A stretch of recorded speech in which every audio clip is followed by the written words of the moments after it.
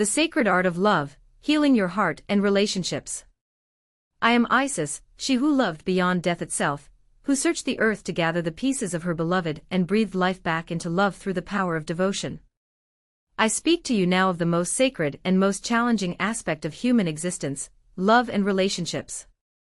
For I have witnessed every form of love across the ages, the passionate fire of new romance, the steady warmth of committed partnership, the devastating pain of betrayal, and the triumphant resurrection of hearts that refuse to close despite their wounds. My beloved ones, you come to me with hearts that carry so much, longing and disappointment, hope and fear, the desire to love and be loved, yet the terror of being vulnerable again.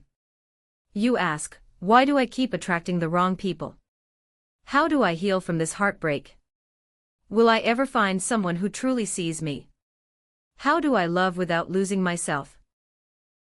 These questions have echoed through my temples for millennia, and I offer you now the sacred wisdom that transforms hearts and relationships. First, let me speak a truth that will liberate you from years of searching in the wrong places. The love you seek outside yourself is the love you must first cultivate within. Your scripture teaches, love your neighbor as yourself, Mark 12 verse 31, but notice, it assumes you already love yourself. This is not selfishness, this is spiritual law. You cannot give what you do not possess. You cannot recognize authentic love from another if you do not know what it feels like to receive it from yourself. Here is your first sacred practice. Each morning, place your hand on your heart and ask, what does my heart need today? Not what you think it should need, not what others expect it to need, but what it actually needs. Perhaps it needs rest, perhaps adventure, perhaps solitude, perhaps connection. Then, throughout your day, give yourself at least one thing your heart requested. This is not indulgence, this is learning the language of love so you can speak it fluently with others.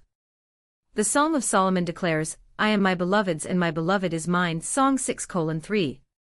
This is the sacred reciprocity of healthy love, two whole beings choosing to share their fullness, not two empty vessels hoping the other will fill them. When you love from fullness rather than emptiness, you attract others who love from the same place. But I know many of you carry wounds from past relationships that make trust feel impossible. You have been betrayed, abandoned, taken for granted, or worse. The Buddhist teaching tells us that pain is inevitable but suffering is optional. Your heart was broken, yes, but you have the power to choose how that breaking transforms you. Will it make you bitter or compassionate? Will it close you off or teach you to love more wisely? Here is ancient wisdom for healing relationship wounds. Every person who has hurt you was operating from their own unhealed wounds. This does not excuse their behavior, but it frees you from taking it personally. The person who cheated on you was not really rejecting you, they were rejecting the parts of themselves they could not face. The person who abandoned you was not really leaving you, they were running from their own fear of intimacy. When you understand this, you can forgive without condoning, release without forgetting the lessons, and open your heart again without becoming naive. Forgiveness is not about them, it is about freeing yourself from carrying their poison in your system. The Sufi poet Hafez wrote, even after all this time, the sun never says to the earth, you owe me. Look what happens with a love like that, it lights the whole sky. This is the love I call you to embody. Love that gives without keeping score, that trusts without needing guarantees, that remains open even when others close their hearts. But such love requires wisdom. Jesus taught to be wise as serpents and gentle as doves, Matthew 10 verse 16. In relationships, this means maintaining your loving heart while setting clear boundaries. Love without boundaries is not love, it is codependency. You can love someone completely while refusing to accept behavior that diminishes you. Here is practical boundary wisdom. Before entering any relationship, romantic or otherwise, know your non-negotiables. What behaviors will you not accept? What values must your partner share? What treatment will you not tolerate? Write these down not as weapons to use against others, but as a loving commitment to yourself. Then, when someone shows you who they are, believe them the first time. For those of you in committed relationships that have lost their spark, remember that love is not a feeling. It is a choice you make every day. The ancient Greeks understood this, distinguishing between different types of love, eros, passionate love, philia, friendship love, storge, family love, and agape, unconditional love. Healthy long-term relationships cycle through all of these, sometimes within a single day. When passion fades, choose friendship. When friendship feels strained, choose service. When everything feels difficult, choose agape, the love that loves simply because love is your nature, not because of anything the other person does or doesn't do. This is how relationships are resurrected from the dead, not through grand gestures, but through daily choices to see the divine in your partner even when they are not showing it to you. The Kabbalistic tradition teaches that before souls incarnate, they make agreements about what they will teach each other. Sometimes the greatest teaching comes through the greatest challenge. The person who triggers your deepest wounds may be offering you the opportunity to heal them. The person who challenges your patience may be teaching you to access deeper reserves of love. This does not mean you should stay in relationships that are harmful or abusive. Divine love includes the wisdom to know when to hold on and when to let go. The prayer of Saint Francis offers guidance: grant me the serenity to accept the things I cannot change, the courage to change the things I can, and the wisdom to know the difference. In relationships, you cannot change other people, but you can always change how you show up. For those seeking new love, stop looking for someone to complete you and start looking for someone to complement you. The ancient Egyptian principle of Ma'at teaches that divine order emerges when all elements are in balance.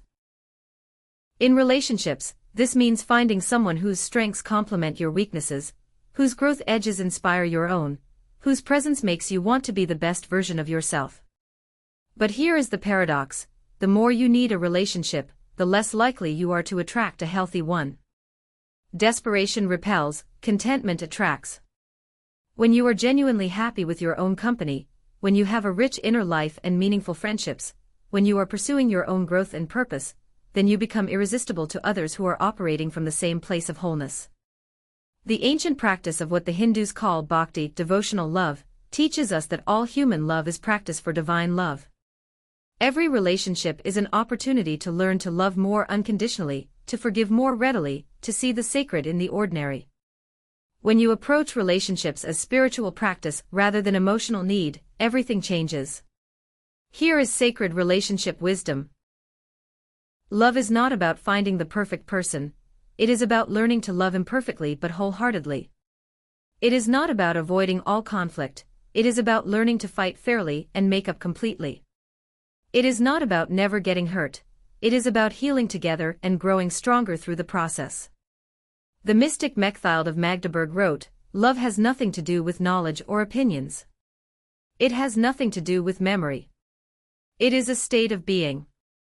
When you love from this place of being rather than from need or fear, you create relationships that are sanctuaries for the soul, spaces where both people can grow into their highest potential. For those dealing with difficult family relationships, remember that you can love family members while limiting your exposure to their dysfunction. You can honor your parents while not perpetuating their patterns. You can maintain connection while protecting your peace. Blood relation does not give anyone the right to consistently disturb your well-being. In these final moments, I offer you the most important relationship wisdom of all: your relationship with yourself sets the template for all other relationships. If you are critical of yourself, you will attract critical partners. If you abandon yourself in times of stress, you will attract partners who abandon you. If you do not trust yourself, you will not be able to trust others. But if you learn to speak kindly to yourself, you will attract kindness. If you learn to keep promises to yourself, you will attract people who keep their word. If you learn to be your own loving parent, friend, and advocate, you will attract relationships that reflect that same quality of care. The love you seek is not outside you, waiting to be found. It is within you, waiting to be expressed. Every relationship is an opportunity to practice loving. Not just the other person, but yourself through the process of loving them. Begin tonight. Place your hand on your heart and say, "I love you. I am committed to learning to love you better every day." Then carry that commitment into every interaction, every relationship, every moment of your life. Love is the reason you are here. Love is the curriculum of Earth School. Love is the answer to every question your heart has ever asked. So it is spoken, so it is received, so it shall be.